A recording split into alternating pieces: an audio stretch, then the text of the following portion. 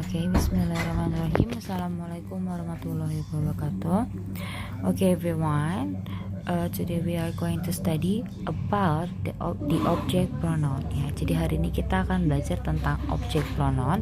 Ya, actually pronoun is divided into two parts. Jadi sebenarnya pronoun ini Kak terbagi menjadi dua. Ada yang subjek, ada yang objek. Nah, pronoun itu apa sih? What is pronoun? Sebelum kita lanjut ke subjek dan objek, pronoun adalah sebuah kata ganti. Ya, jadi kata ganti ini, pronoun ini bisa menggantikan suatu nama orang. Misalkan gitu kan ya, nama orangnya N ini apa gitu kan ya. N ini adalah nama wanita, berarti kita ganti dia N ini menjadi dia perempuan, berarti gitu dia menggunakan subjeknya apa, she, kayak gitu ya. Jadi pronoun ini adalah kata ganti subjek ya, kata ganti subjek. Nah, kata ganti subjek ini dalam bahasa Inggris dibagi menjadi dua. Yang pertama ada subjek, yang kedua ada objek. Nah, bagi yang belum tahu yang subjek bagaimana, yang objek bagaimana. Oke.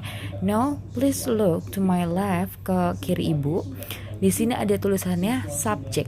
Betul kan? Subjek. Nah, yang subjek ini berarti ini adalah pronoun yang berfungsi sebagai subjek.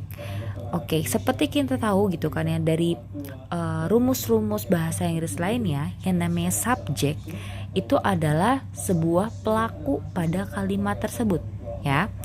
Nah, itu kalau misalkan pelaku pasti kalau dalam kalimat positif dia selalu ada di paling awal ya. Nah, seperti ini. I speak English. Subjeknya I. You speak English. Subjeknya you. She speak English. Subjeknya adalah she. Gitu. Karena apa? Karena mereka adalah semua pelaku. Gitu. Dan karena di sini kenapa dinamakan subject pronoun? Karena mereka ada di awal kalimat. Gitu. Mereka adalah pelaku yang ditaruh di awal kalimat, makanya dikatakan subject. But another subject, selain subject ada juga object pronoun.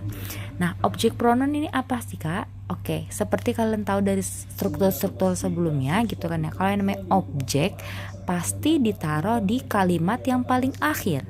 Betul, ada subjek, ada verb atau kata kerja, ada objek. Nah, objek ini pasti ditaruh di terakhir. Nah, untuk gampang cara mengingatnya, objek pronoun berarti adalah kata ganti atau pronoun yang taruh di akhir kalimat. Contohnya, Bob knows me. Ya, Bob mengetahui saya, gitu kan? Bob mengetahui saya. Di sini subjeknya adalah Bob. Kata kerjanya adalah knows. Nah, me di sini berfungsi sebagai objek. Makanya kenapa dinamakan ini sebagai objek pronoun, karena kata gantinya menggunakan sebuah karena kata gantinya dijadikan sebagai objek. Kayak gitu. Sama di sini juga seperti itu. Bob knows you. Bob mengetahui kamu, gitu kan. Bob knows her. Bob mengetahui dia perempuan, gitu kan ya. Dan selanjutnya, oke. Sekarang perbedaannya apa sih Kak? Pasti ada perbedaan antara subject pronoun dan object pronoun, gitu kan ya. Perbedaannya apa? Oke, kalian langsung lihat di sini. Tadi Ibu bilang seperti kalian lihat di atas. Nah, di sini ada yang subjek. Kalau misalkan subjeknya, subject pronounnya itu ada I, you, she, he, it, we, they. Seperti yang kalian tahu subjek itu ada 7, yaitu mereka ini, betul? Tapi kalau misalkan pronounnya berubah menjadi objek, dia akan berubah Kak. Ya, kalau misalkan I itu kan saya. Kalau I-nya ditaruh di depan, dia tidak akan berubah, tetap I. Tapi kalau misalkan ditaruh di belakang, berubah jadi me. Kayak gitu kan? Kalian sering dengar kan kata me. Me juga maknanya adalah saya, tapi dia bersifat sebagai objek atau di akhir kalimat. Gitu juga ini. Ini kalau misalnya subjeknya you, berarti objeknya tetap you ya. Kalau you dia tidak berubah. Kalau subjeknya you, berarti objeknya tetap you. Kalau subjeknya she, dia berubah menjadi her. Gitu ya. Kalau jadi objek berubah menjadi her. Kalau misalkan subjeknya he, berubah menjadi him. Kayak gitu dan seterusnya. It menjadi it gitu kan ya. Terus we menjadi us gitu. Terus they menjadi them. Kayak gitu ya.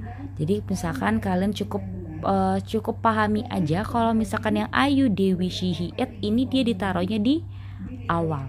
Tapi kalau yang me, you, her, him, it, us, them, dia ditaruhnya di akhir. Nah, kenapa ditaruh di akhir? Karena nanti dia akan menerangkan sebuah topik pembicaraannya gitu ya. Nah, bagaimana cara kita mengetahui topik pembicaraannya? Sekarang kita lanjut ke contoh. Oke. Now I put 5 examples. If I'm not fault, kalau misalkan ibu tidak salah tuh ibu taruh ada 5 examples. Ya, ada 5 examples.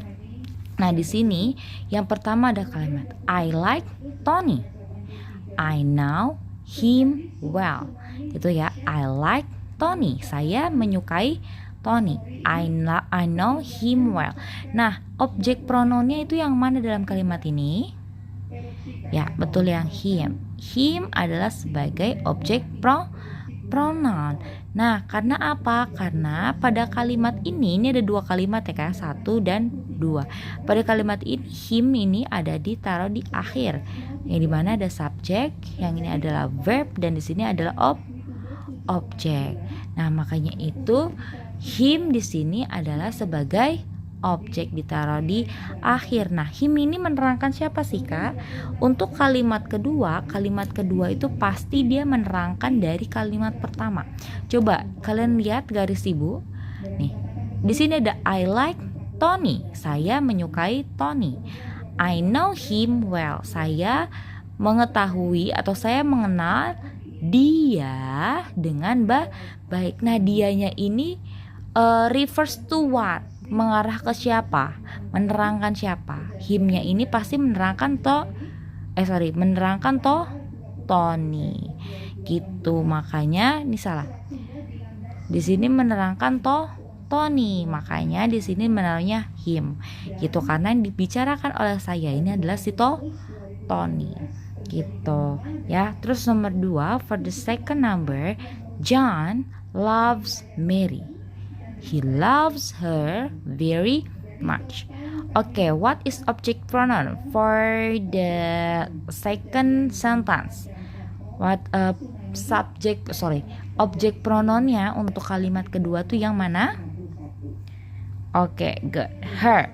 Her di sini adalah sebagai objek pronoun. Gitu ya, karena dia diletakkan setelah kata kerja. Gitu. Nah, her ini reverse to what? Dia menerangkan apa sih? Dari kalimat pertama tuh si her ini menerangkan siapa?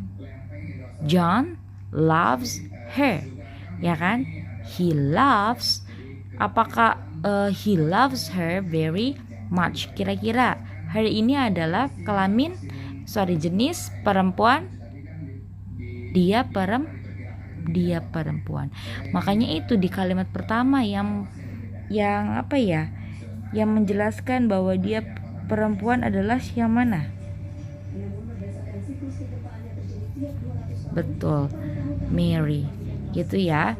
Jadi her ini menerangkan si Mary, karena Mary perempuan, makanya dia menggunakannya dia perempuan.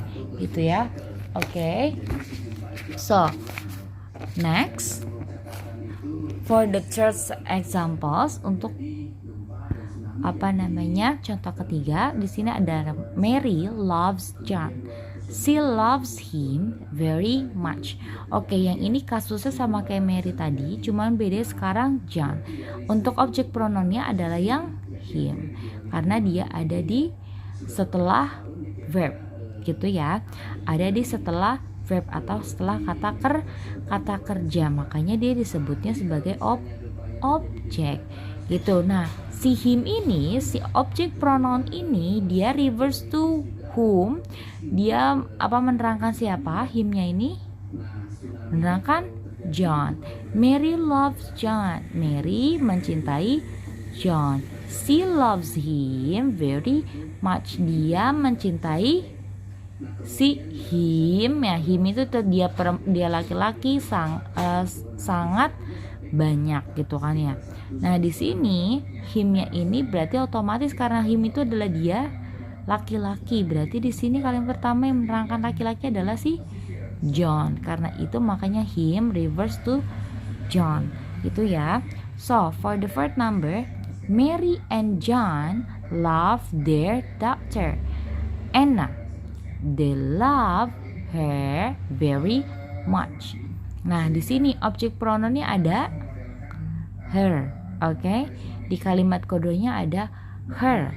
Karena apa? Di sini pastinya ada kata kerja, gitu ya. Mary and John love their daughter Anna. They love her very much. Nah, her-nya itu reverse ke siapa di kalimat pertama, Kak? Her, apakah ke Mary? Apakah ke Anna? Siapa yang dicintai tadi? Siapa yang dicintai sama mereka? Anna. Makanya di sini her-nya ini reverse to Anna, gitu ya. So for the last number, Mary and John love their son Tom. They love him very much. Nah, di sini berubah. Kalau tadi daughter atau anak perempuan, sekarang menjadi son, anak laki-laki. Mary and John love their son Tom. They love him. Oke, objek pronounnya adalah him, gitu ya. Nah, him ini refers to what? Dia menerangkan siapa? Tom, gitu kan. Karena siapa yang dicintai mereka? Gini, they love him. Siapa yang dicintai mereka? Yang dicintai mereka Mary dan John ini adalah si Tom, gitu. Makanya di sini Tom dituliskan menggunakan objek pronoun adalah him, karena Tom termasuk dia laki-laki. Seperti itu ya. Oke, sekarang kita kerjakan ini bersama-sama. For the exercise, oke. Rita has a book she bought last week. Nah, she bought, dia membawa. Oke, dia membawa berarti kira-kira dia adalah objek pronoun. Objek pronounnya ini berarti dia mengarah ke siapa sih, Kak? Dia lagi membicarakan siapa? Si bought. Siapa yang dia beli? Siapa yang dia bawa? Buku. Berarti kalau buku kata benda menggunakan objek pronounnya adalah apa tadi? It. Oke, gitu kan ya. She bought it last week, gitu kan ya. Bought itu artinya membeli, ya.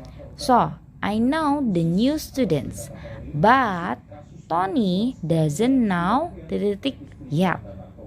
Nah, di sini I know the students, but Tony doesn't know yet. Oke, Tony doesn't know. Siapa yang belum Tony ketahui? I know the new students, katanya gitu kan. Saya mengetahui murid-murid baru, but Tony doesn't know. Oke, titik-titik ini berarti reverse to students, karena mengetahui siapa? Mengetahui si students. Di sini kita lihat students adalah artinya murid. Tapi kalau pakai s berarti muridnya lebih dari satu. Murid. Oke, berarti kalau murid-murid itu subjek pronounnya itu apa sih, Kak? They, ya kan? Subjek pronoun they, berarti objek pronounnya dia adalah them. Kayak gitu. Oke. Terus di sini ada I wrote a letter. Saya menulis surat. But I can send because I don't have a stamp. Katanya gitu, saya tidak bisa mengirim because I don't have a stamp, karena saya tidak memiliki stempel gitu kan ya. Nah di sini kalian bisa lihat I can send a stamp gitu kan, setelah kata kerja, berarti tentu ini adalah objek pronoun. Tapi objek pronounnya ini supaya kita mengetahui ini apa, kita harus tahu dia itu menerangkan apa, letter gitu kan ya. I can send, apa yang dikirimnya gitu kan, apa yang dia kirim adalah surat. Nah makanya itu untuk penggantinya supaya tidak ada pengulangan banyak, letternya kita ganti menjadi it gitu kan. I can send it because I don't have a stamp gitu ya. Terus di sini juga ada Bill lives in my dorm. I eat breakfast with every morning. Nah kira-kira titik-titiknya ini reverse to whom? Dia menerangkan siapa? I eat breakfast with, saya sarapan dengan. Nah kira-kira dia sarapan dengan siapa dari kalimat pertama ini? Bill lives in my dorm. Berarti reverse to Bill gitu kan, bukan tentang my dorm ya gitu. Karena kan saya di sini bilang I eat, berarti kan ini udah nih. Berarti yang belum adalah yang ini. Kalau misalnya ini adalah objek pronoun, Bill-nya diubah menjadi objek pronoun menjadi him. Oke. I eat breakfast with him every morning. Sekarang yang terakhir, Anne is my neighbor. I talk to every day. Anne is my neighbor. Anne adalah tetangga saya. I talk to every day.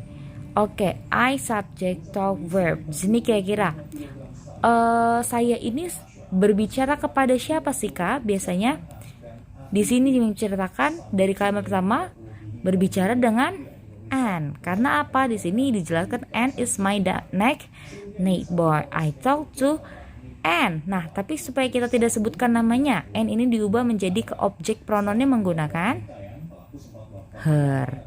Gitu kan? I talk to her every day.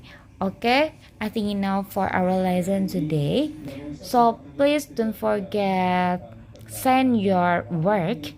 Ya, tolong kumpulkan tugas-tugas kalian via WhatsApp. Oke. Thank you very much for today. Wassalamualaikum warahmatullahi wabarakatuh.